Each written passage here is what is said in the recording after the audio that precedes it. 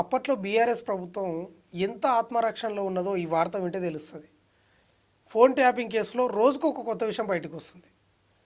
ప్రతిపక్ష నాయకుల ఫోన్లనే కాదు, సొంత పార్టీ ఎమ్మెల్యేల ఫోన్లు కూడా ట్యాప్ చేసిండ్రు. వాళ్ళ కుటుంబ సభ్యుల ఫోన్లు కూడా ట్యాప్ చేసిండ్రు.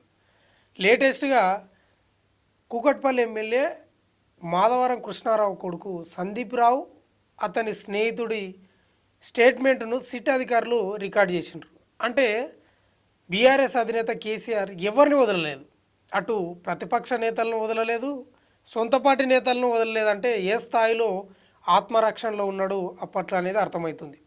ఇక ఇప్పటికే ఈ కేసులో నిందితులను కూడా అరెస్ట్ చేసిండ్రు.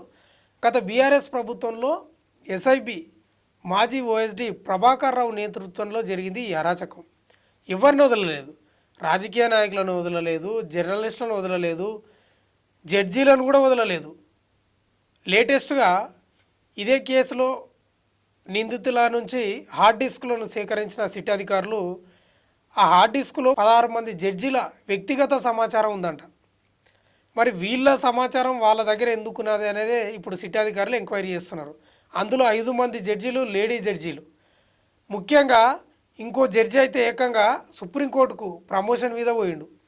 వీళ్ళ యొక్క వ్యక్తిగత సమాచారం ఎందుకు ఈ నిందితుల దగ్గర ఉంది అనే కోణంలో విచారణ చేపడుతున్నారు. అంటే బీఆర్ఎస్ అధినేత కేసీఆర్ ఆదేశాలతో ప్రభాకర్ రావు ఎవరిని వదలలేదు, జడ్జీలను కూడా వదలలేదు, సినీ తారలను, రాజకీయ నాయకులను, జర్నలిస్టులను, ప్రముఖులను, వ్యాపారవేత్తలను, రియల్ ఎస్టేట్లను, ఇక ఒక మాటలు చెప్పుకోవాలంటే సమాజంలో ప్రభావితం చేసే ఏ ఒక్కరిని వదలలేదంటే ఏ రకంగా ఆత్మరక్షణలో ఉన్నది అప్పట్లో ప్రభుత్వం అనేది అర్థం చేసుకోవచ్చు.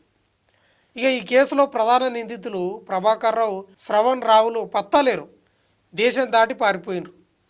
ఇక ఇప్పటికే రాధాకిషన్ రావుకు, భుజంగరావుకు బెయిల్ కూడా వచ్చింది. మరి ఈ కేసు ఎప్పుడు ముందల పడుతుంది? నత్తనడక సాగుతుంది. ఆ ప్రభాకర్ రావును ఎప్పుడు తీసుకొస్తారు, శ్రవణ్ రావును ఎప్పుడు తీసుకొస్తారు, బలమైన ఆధారాలు ఎప్పుడు సేకరిస్తారు, నిందితులకు ఎప్పుడు శిక్ష పడుతుంది అని తెలంగాణ ప్రజలు ఎదురు చూస్తున్నారు. కేసు ఏమో ముందల పడతలేదు. రోజుకో కొత్త విషయం మాత్రం బయటకు వస్తుంది.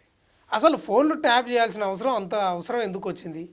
సరే, ప్రతిపక్ష నాయకులే చేసిండ్రు, సొంత పార్టీ నేతలే కూడా చేసిర్రంటే ఎంత నమ్మకం లేదో అర్థం చేసుకోవచ్చు. ఇక ఇప్పటికే ఈ కేసుపై కొత్త విషయాలు బయటకు వస్తున్నాయి. లేటెస్ట్గా జడ్జీల విషయం బయటకు వచ్చింది. మరి వాళ్ళ ఫోన్లను కూడా ట్యాప్ చేసిండ్రా అనే కోణంలో విచారణ కొనసాగుతుంది. మరి తెలుస్తుంది ముందు ముందు ఏందనేది. ఇక ఏదేమైనా ఈ కేసుపై ప్రజలకు కూడా ఆసక్తి పోతుంది. అంటే ఈ కేసు ముందల పడదు, ఇక ఇదేదో డైవర్షన్ పాలిటిక్స్ లాగానే ఉంది, అటు ఐపీఎస్ అధికారులు కూడా సీరియస్గా తీసుకున్నట్లు కనిపిస్తలేదనే వాదన కూడా వినిపిస్తుంది. మరి చూడాలి ఏం చేస్తారో. అటు బీఆర్ఎస్ నేతలైనటువంటి ఎవరు అరెస్ట్ అవుతారు ఈ కేసులో, ఆ ప్రభాకర్ రావు ఎప్పుడు వస్తాడు, శ్రవణ్ రావు ఎప్పుడు వస్తారు, వాళ్ళ స్టేట్మెంట్లను ఎప్పుడు రికార్డ్ చేస్తారు, ఎప్పుడు వీళ్ళకు శిక్ష పడుతుంది, ఎప్పుడు దోషులుగా తేలుస్తారనేదే ప్రశ్నార్థకంగా మారింది. చూడాలి మరి ఏమవుతుందో. రోజుకొక కొత్త విషయం అయితే బయటకు వస్తుంది.